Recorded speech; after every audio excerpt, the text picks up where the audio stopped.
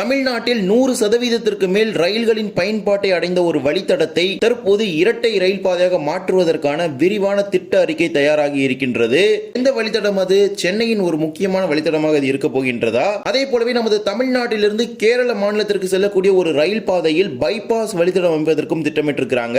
அதுதான் பொள்ளாச்சியிலிருந்து பாலக்காடு செல்லக்கூடிய வழித்தடம். இந்த பைபாஸ் வழித்தடம் அமைப்பதன் மூலமாக கேரளாவின் பல்வேறு பகுதிகளுக்கு பாலக்காட்டில் என்ஜின் திருப்பாமல் செல்ல முடியும். இதற்கான திட்ட அறிக்கையும் தற்போது தயாராகி இருக்கின்றது. இன்றைய தினம் இவை இரண்டையும் பற்றி அந்த வீடியோ டீடைலா பார்க்க போறோம். சேனல் யாராவது புதுசா வந்தீங்கன்னா மறக்காம சப்ஸ்கிரைப் பக்கத்துல இருக்க பெல் ஐகானை போட்டுருங்க. அப்பதான் நான் போற ஒரு வீடியோட நோட்டிபிகேஷன் உடனுக்குடன் வரும். வாங்க வீடியோக்குள்ள போகலாம். தெற்கு ரயில்வேயின் கீழ் சென்னை ரயில்வே கோட்டத்தில் 73.5 கிலோமீட்டர் நீளத்திற்குள்ள ரயில் பாதை தான் அரக்கோணத்திலிருந்து செங்கல்பட்டிற்கு காஞ்சிபுரம் திருமால்பூர் வழியாக செல்லக்கூடிய வழித்தடம். தற்போது சென்னை ரயில்வே கோட்டத்திலேயே அதிக பயன்பாட்டை அடைந்தும் இப்போது வரை ஒற்றை ரயில் பாதையாக இருக்கக்கூடிய ஒரு வழித்தடமாக தான் இது இருக்கின்றது. இந்த வழித்தடத்தை தான் இரட்டை ரயில் பாதையாக மாற்றுவதற்கு இந்திய ரயில்வே வாரியம் முடிவு செய்தது. அதற்கான விரிவான திட்ட அறிக்கையை தயாரிப்பதற்கு, அதாவது detailed project report DPR report தயாரிப்பதற்கு கடந்த 2023 இந்திய ரயில்வே வாரியம் அதற்கான அனுமதியை வழங்கி அதற்கான நிதியும் குறிப்பிடப்பட்ட ஆண்டுகளை தற்போது ஒதுக்கிட்டு இருக்காங்க. ரீசெண்டா வந்த பட்ஜெட்ல கூட பாத்தீங்கன்னா இந்த வழித்தடத்தில் டிபிஆர் எடுக்கிறதுக்கு அதற்கு நிதி எல்லாமே ஒதுக்கீடு செஞ்சிருந்தாங்க. அதன் அடிப்படையில் தான் தற்போது விரிவான திட்ட அறிக்கை, அதாவது டீடைல்டு ப்ராஜெக்ட் ரிப்போர்ட் தயாராகி இருக்கின்றது. இது இப்போதைக்கு டிராஃப்ட் டிபிஆர் ஸ்டேஜ்ல தான் இருக்குது. அதாவது விரிவான திட்ட அறிக்கையை தயார் செய்வதற்கான முதற்கட்ட திட்ட அறிக்கையானது தற்போது தயாராகி இருக்கின்றது. பொதுவாக ஒரு வழித்தடம் 100% அடைந்து விட்டாலே அந்த வழித்தடத்தை இரட்டை ரயில் பாதையாக மாற்றுவதற்கு முடிவு செய்வாங்க. அதிலும் இந்த வழித்தடம் சுமார் 104% பயன்பாட்டை அடைந்து தற்போது ரயில்களை கையாண்டு வருகின்றது. தினமும் குறிப்பாக தென் தமிழகத்திலிருந்து பல்வேறு பகுதிகள், அதாவது வட மாநிலங்களுக்கு செல்லக்கூடிய சரக்கு ரயில்கள் சென்னையை ஸ்கிப் பண்ணிட்டு செங்கல்பட்டுல கட்டடிச்சு அரக்கோணம் வழியா கூடூர் இந்த மாதிரி ரூட்லாம் போறதுக்கு இந்த காஞ்சிபுரம் திருமால்பூர் ரூட்டை தான் மோஸ்ட்லி யூஸ் பண்றாங்க.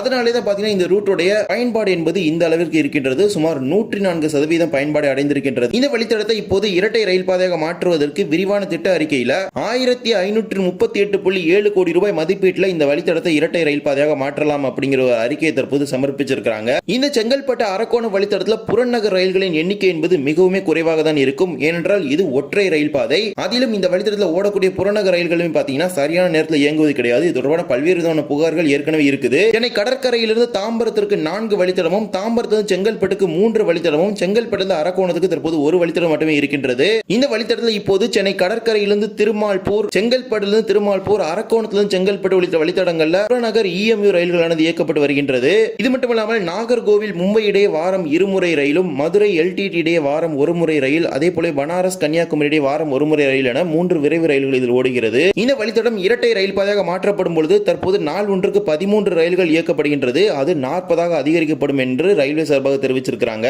இந்த வழித்தடத்தை பொறுத்த வரைக்கும் அதிக அளவில் சரக்கு ரயில்கள் மட்டுமே செல்கின்றது. குறிப்பாக இது அதிக அளவிலான தொழிற்சாலைகள் நிறைந்த ஒரு பகுதியாகும். சிமெண்ட், ஸ்டீல், ஃபர்டிலைசர் இது போன்ற சரக்கு பொருட்கள் தான் முக்கியமாக இங்கிருந்து ஏற்றுமதி செய்யப்படுகின்றது. இதற்காகவே டெடிகேட்டடா காஞ்சிபுரம், வாலாஜாபாத் இது போன்ற சரக்கு முனையங்களை பல்வேறு விதமான அடிப்படை வசதிகளோட நவீனமயமாக வடிவமைச்சிருக்கிறாங்க. இந்தியாவிலேயே அதிக அளவிலான சரக்குகளை கையாளக்கூடிய ஒரு சரக்கு முனையமாக வாலாஜாபாத் முனையமானது இருக்கின்றது. இந்த வாலாஜாபாத் சரக்கு முனையமானது ஒரு ஆண்டில் மட்டும் சுமார் 392 சரக்கு ரயில்களை கையாண்டு இருக்கின்றது. இது தெற்கு ரயில்வேக்கு அதிக அளவிலான வருவாய் ஈட்டக்கூடிய ஒரு வழித்தடமாக தான் இருக்கின்றது. மற்றும் சென்னையின் பல்வேறு பகுதிகளுக்கு பணி நிமித்தமாக செல்லக்கூடியவர்களுக்காக புறநகர் ரயில்களும் நாள் ஒன்றில் பல்வேறு நேரங்களில் இயக்கப்படுகின்றது. ஆனால் அதிக அளவில் இயக்கப்படுவது கிடையாது.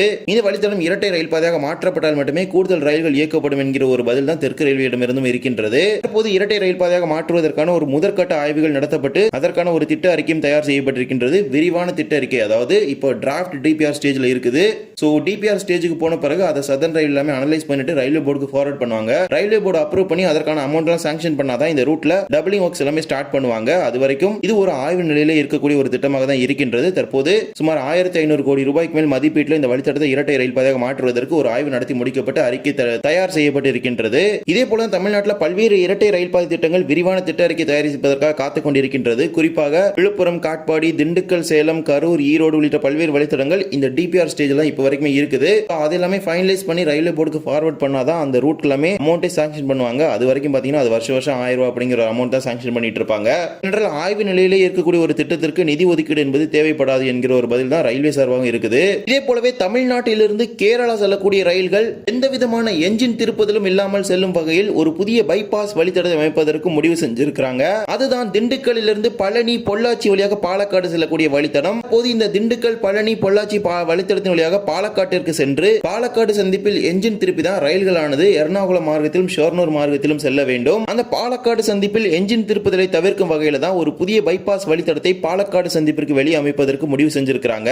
தற்போது திருவனந்தபுரம் மதுரை இடையேக்கப்படும் அமிர்தா எக்ஸ்பிரஸ் ரயில் மட்டுமே பாலக்காடு சந்திப்பில் என்ஜின் திருப்பி செல்கிறது. இது தவிர சரக்கு ரயில்களும் பாலக்காடு சந்திப்பில் சென்று என்ஜின் திருப்பி செல்கின்றது. மிக விரைவில் மங்களூரு ராமேஸ்வரம் இடையே இயங்கக்கூடிய ஒரு புதிய ரயிலும் வர இருக்கின்றது. அதுவும் பாலக்காடு சந்திப்பில் என்ஜின் திருப்பி தான் செல்ல இருக்கின்றது.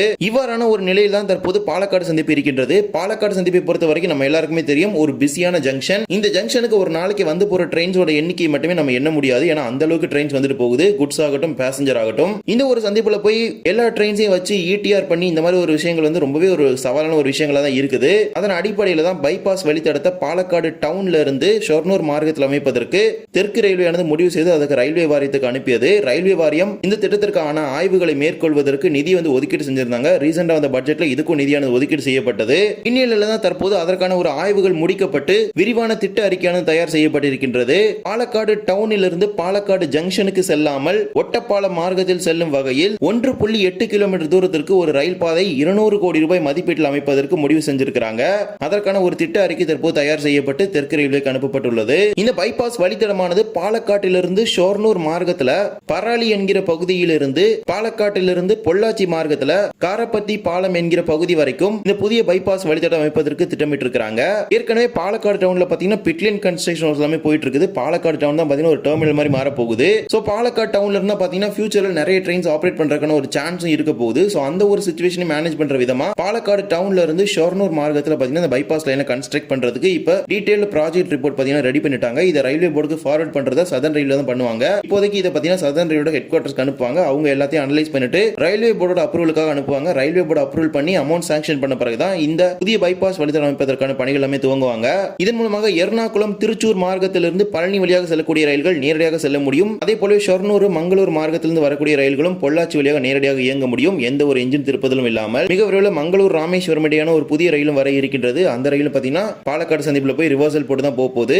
அது ராமேஸ்வரம் வரை மின்சார என்ஜின் கொண்டு ரயில்கள் இயங்கும் பொழுது அந்த ரயில் சேவை துவங்கப்படும் தேதி வந்து வெளியிடுவாங்க. இப்போதைக்கு ராமேஸ்வரத்துக்கு மறு அறிவிப்பு வரும் வரை மின்சார என்ஜின் இயங்கும் தேதியை வெளியிட போவது கிடையாது அப்படிங்கிற அறிவிப்பு கொடுத்திருக்காங்க. மறு அறிவிப்பு எப்போது வருகிறதோ அப்போதுதான் மின்சார என்ஜின் கொண்டு ரயில்கள் இயங்கும். எனவே மிக விரைவில் பொள்ளாச்சியிலிருந்து ஷொர்ணூர் மார்க்கத்தில் செல்லக்கூடிய ரயில்கள் எளிதாக கடக்கும் வகையில் ஒரு பைபாஸ் வழித்தடம் அமைக்க இருக்கிறாங்க. அதற்கான விரிவான திட்ட அறிக்கை தற்போது தயாராகி இருக்கின்றது. இந்த ஒரு வீடியோல தான் வீடியோ பிடிச்சது மறக்காம like and share and subscribe பக்கத்துல பெல் ஐகான் போட்டுருங்க. அப்பதான் நம்ம போற ஒரு வீடியோட நோட்டிபிகேஷன் உடனுக்குடன் வரும். தேங்க்ஸ் ஃபார் வாட்சிங்.